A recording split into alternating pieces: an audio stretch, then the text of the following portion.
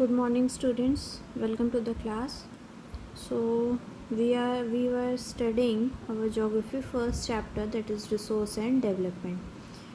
We have to continue our chapter from this point, net zone area in different states. So in our yesterday class we have read about that what is net zone area. Area sown more than once in an agriculture year plus net sown area is known as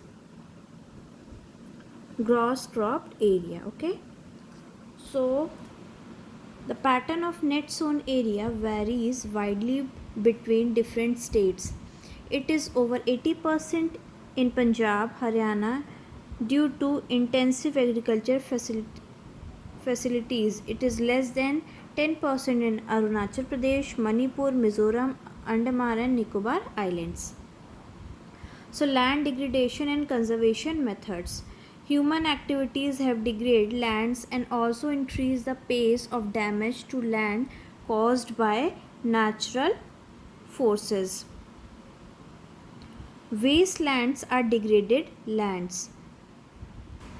So what are the causes of land degradation?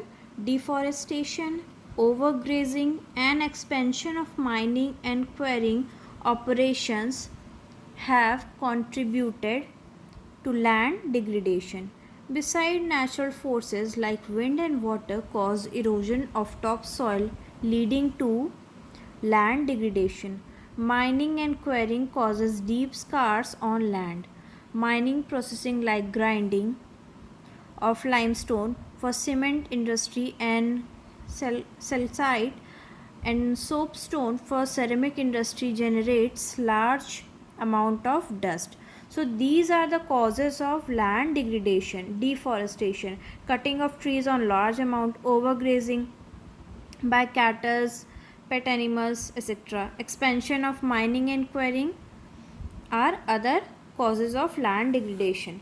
So what are the measures to stop the problem of land degradation? How can we solve the problem of land degradation? There are few methods like afforestation and proper management of grazing lands. You know all that what is the meaning of afforestation? Planting more and more trees.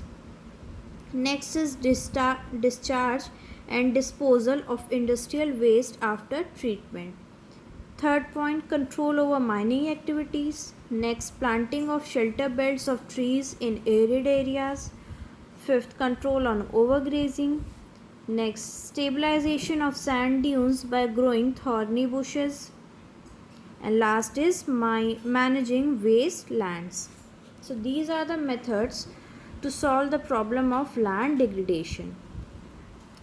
So our next topic is soil as a resource. Soil कैसे resource है हमारे लिए.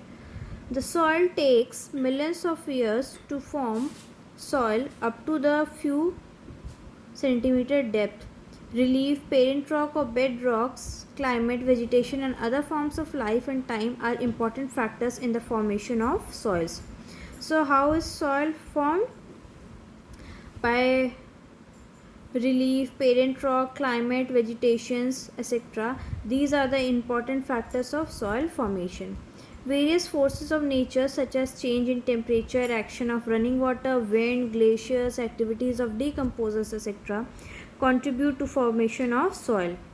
Chemical and organic changes which take place in the soil are equally important.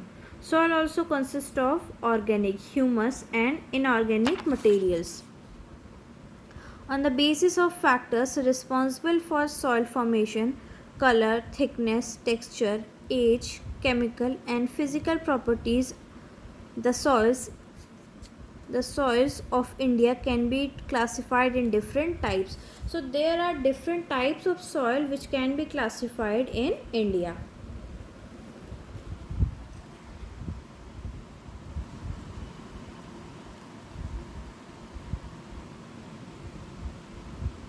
So as you can see in the map of India, this symbol shows the forest and mountainous soil, that is in the north portion. Alluvial soil, that is here. Red and yellow soil in the southern part.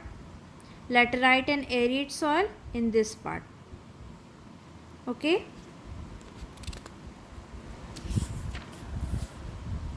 So major types of soil. Major types of soils are: India has many relief features as plains, mountain, plateaus, coastline, sand marsh. These have contributed in the development of various type of soils.